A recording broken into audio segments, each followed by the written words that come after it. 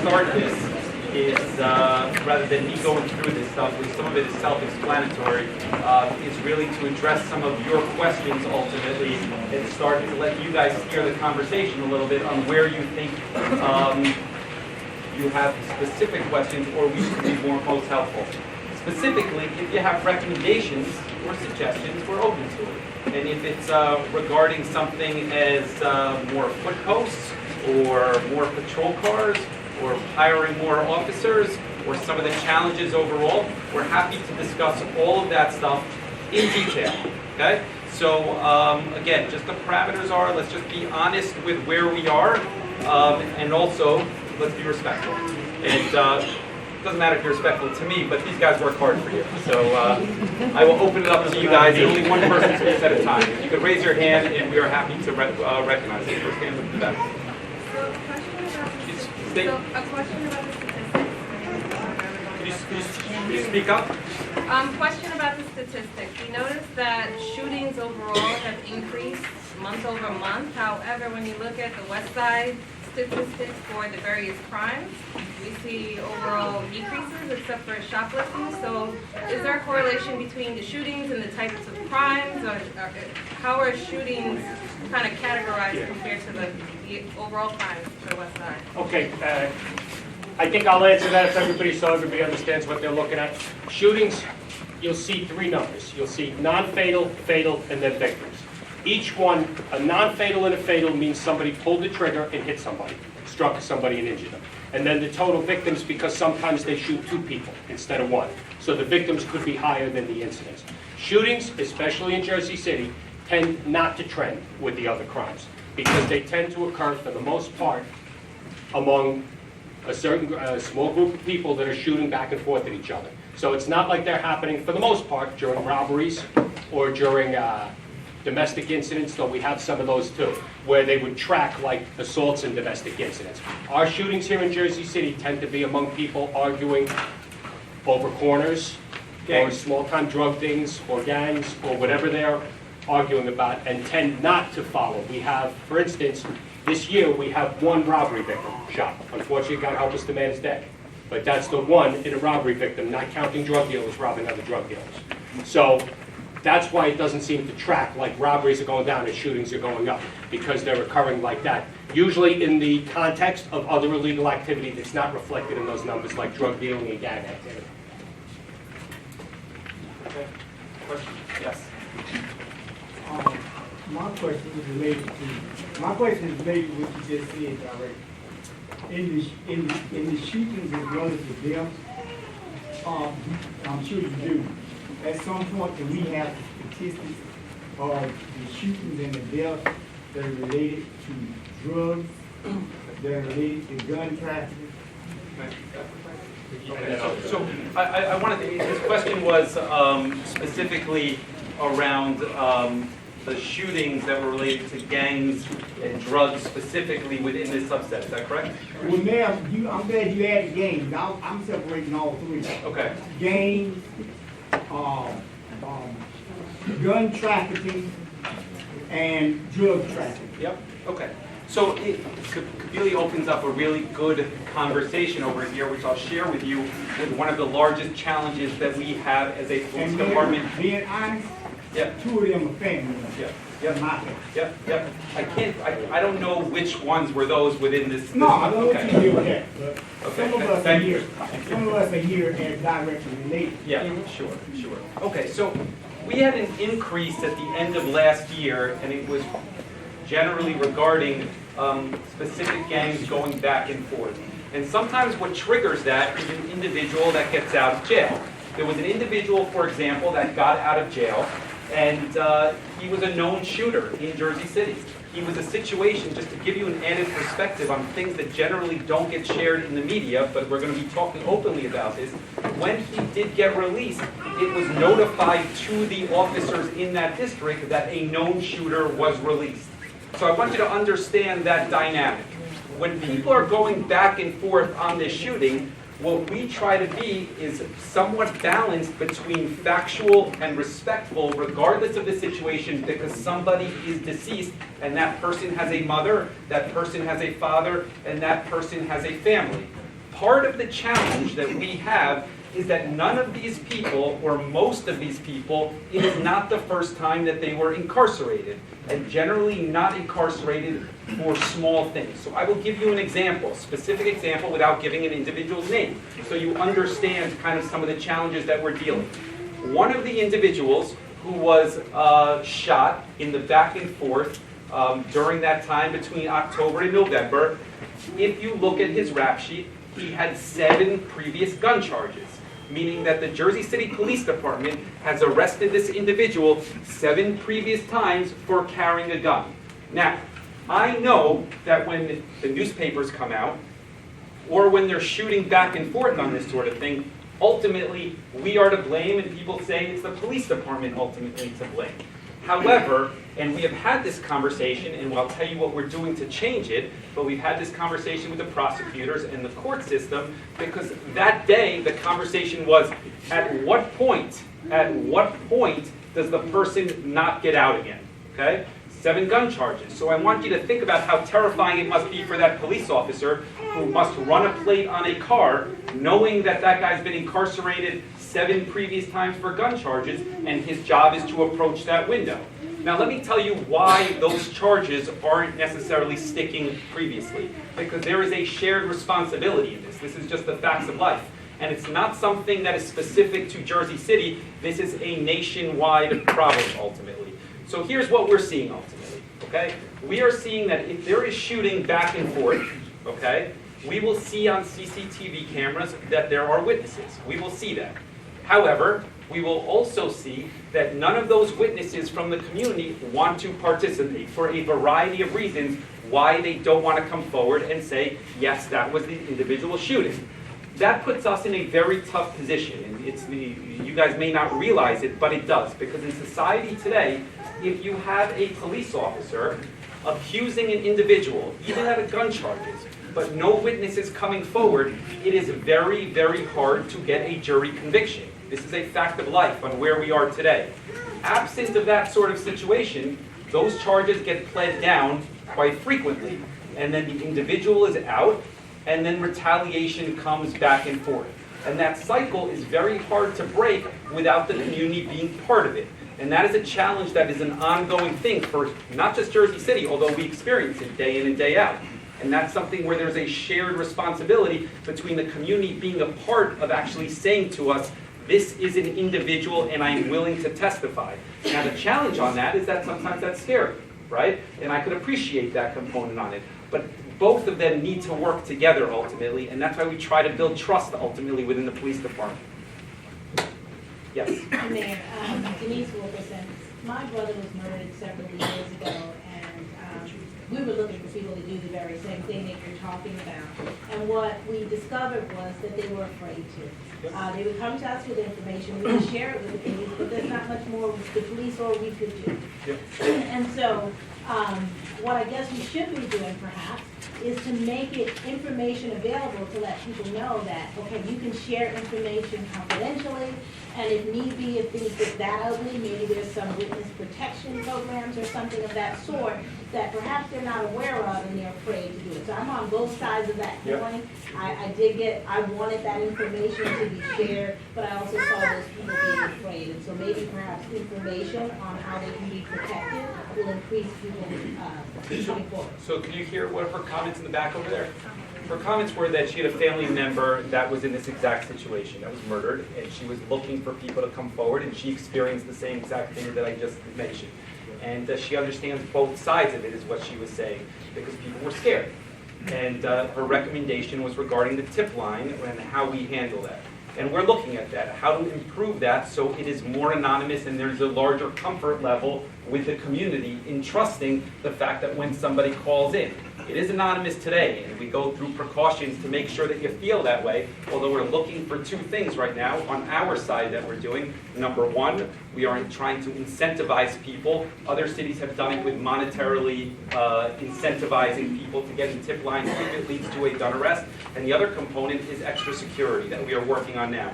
The other thing I do want to say is that the new prosecutor, so I touched on some of the challenges that we have. I don't want you to think that that component is hopeless ultimately without the community. When you look at the Jersey Journal and you see a shooting, or you see somebody essentially getting murdered, or back and forth sort of activity like this, what you are seeing though that is different, and many of you may not even notice it ultimately at the bottom of those articles, is that the prosecutor, we have a new prosecutor that was sworn in at the end of last year. She is terrific, and she is working with us to set those bails significantly higher. You are seeing $750,000 bails, $500,000 cash bails. You will see that at the bottom of the papers for the first time in a long time, and that is important because some of these people make the decision then whether to post the $75,000, 10% of the $750,000 bails, or spend that money on lawyers. Ultimately, they make the decision to spend the money on lawyers, which means that you will not see them for a little while. That's part of the kind of the issue that we're going through right now. This is some information on the tip line, ultimately. So we will get some of that stuff out to you, and we'll go from there. So some questions over there. Yes?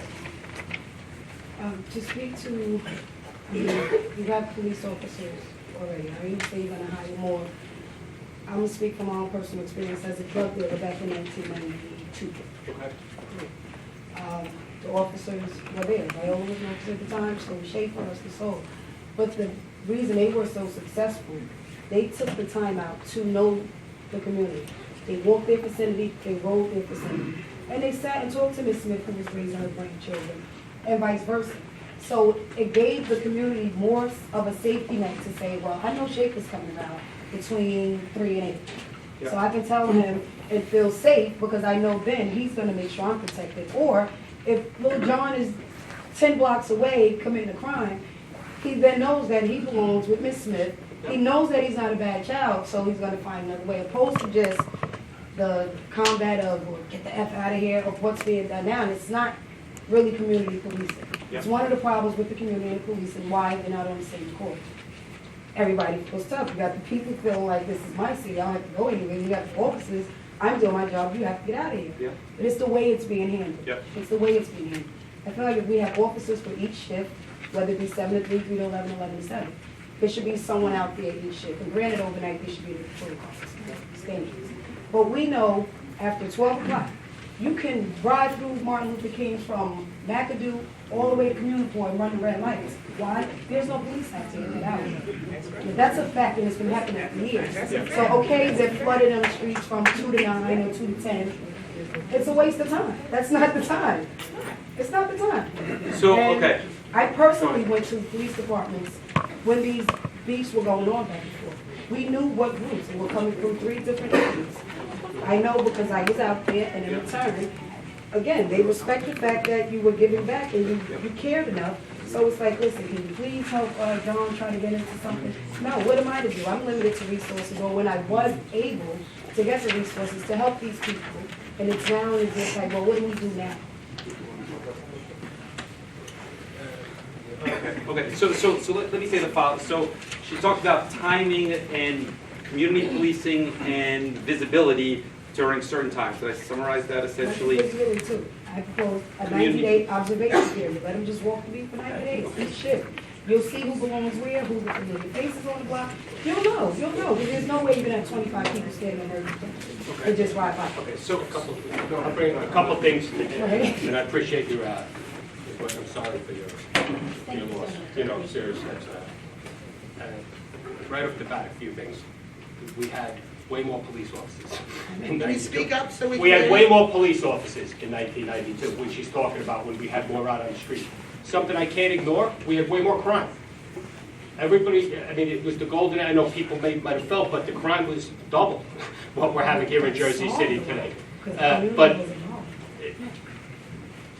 we are working on getting more police officers out into the street where you want, but it is not as easy to do with the less. Now, a couple things have happened in America, and then I'm going to talk about some of the shootings, just to tag out the mayor.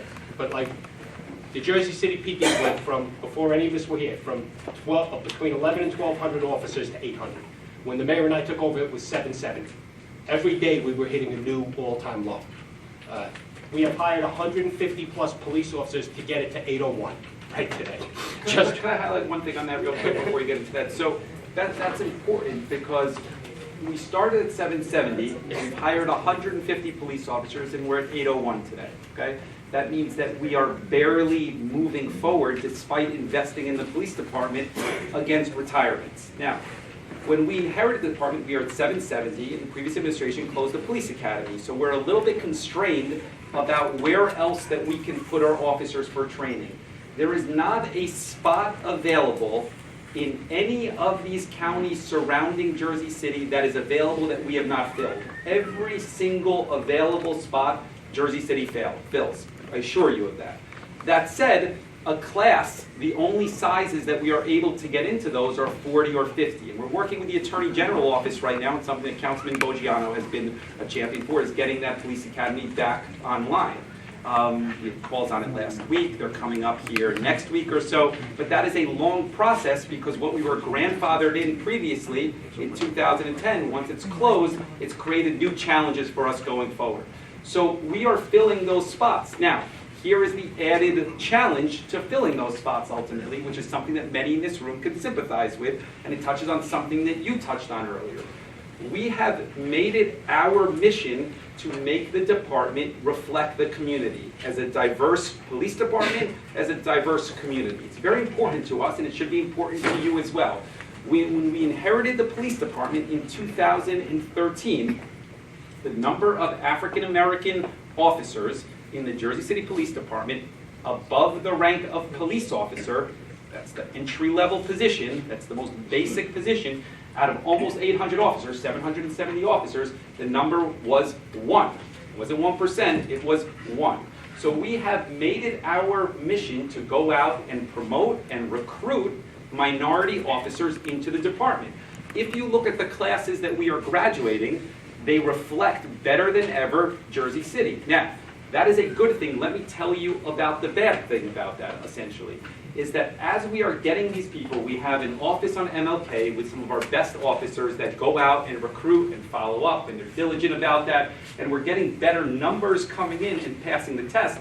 The challenge is we are also seeing a higher attrition rate on day one. So meaning that the minute that some of these individuals get down to boot camp, so to speak, the academy, okay, and the first time that they have an authoritative figure telling them this is what you are going to do, some of those trainees tend to drop out, okay? And we counsel them at that point and we say, look, you are making a big mistake. It's a $100,000 career for 20 years. It is a good job. It is a profession, although it continues to be a challenge.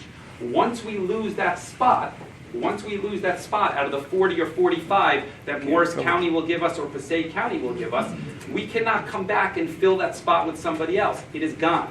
So that is another challenge ultimately that we're going through ultimately in trying to repair and improve some of the police department that we have. On the walking posts, some of your questions on that. As we speak now, there are 11 walking posts in both the South and the West District. 13. 13, okay, 11 to 13. So, although you may not see them, they are out there walking. That is not something that ultimately is a catch-all solution. You have to understand that as we try to increase the police department, the numbers in the police department, which is a mission for us. And you should know that predominantly the number of police officers that we hire, we have shifted them to the South and the West District, disproportionately more than anywhere else, because we know that's where we have a challenge ultimately. That said, it continues to be a challenge to actually hire officers to increase the number of the department. So if you guys got to think this through, and I can share this with you, but if we, let's say hypothetically, put 20 walking posts on a shift. Let's say hypothetically we did that. If there's 20 walking posts on a shift, they're on foot. What would be impacted by that, we could all understand, is response time, because a foot is slower than a car, ultimately. So you have to find a balance that's reasonable. So nobody could ever say, all right, we need more walking posts. There is a reality of the constraints, and then there's a reality that every possible officer that we can hire, we are hiring. You won't be able to find a spot anywhere else. And we are going to working with the Attorney General on broadening that. But that said, those are the parameters so you understand some of the larger challenges that we have as a police department and as a city. Yeah, I'd just like to add to her point, because I understand, I was a cop in '92, and I understand we spend more time talking to people and everything else out on the street. Policing has changed incredibly. When I worked a cop in 1992, An average radio run took 5 minutes. You went there, you took care of it, and you did it. Those days are gone. We have more mandates. The police are doing more that should be done elsewhere, possibly, than ever before in life. If we come across an emotionally distressed person, somebody who has mental problems, that car's done for the day. That car's essentially done. They got to take them to the hospital. They have to get them medically cleared. They then have to bring them to a mental hospital. Car turned out, done. First job. Domestic violence. For better or worse, when I was a cop, that was just a job like anything else. You went there, you handled it. If someone had to be arrested, you arrested them. If not, you left. Now, any officer that responds to an allegation of domestic violence is done for 4.5, possibly hours. Let me just tell you a place, we'll get to you next, okay? Let me just tell you a place where I do sympathize with you, where I think that you have a very, very valid point, and I can tell you that it is an initiative and mission for 2016 for me, is that I do feel that the community relations on how those walking posts interact with the community can be better, okay? And to me, I've had this conversation with the chief, he's not here today, and we have a representative for Captain Kelly. Captain Kelly's father passed away, so he's not with us today, just so you understand why he's not here. But the goal is to have better relations in the sense that a walking post to us is not just standing on the corner, it's interacting with the community as well. So we're having those conversations, but changing the culture in that police department doesn't happen overnight. And that is a struggle, and we are enforcing it, but that I do sympathize because I see it firsthand, and I recognize it's something that I take responsibility for and I can improve upon. So go ahead, you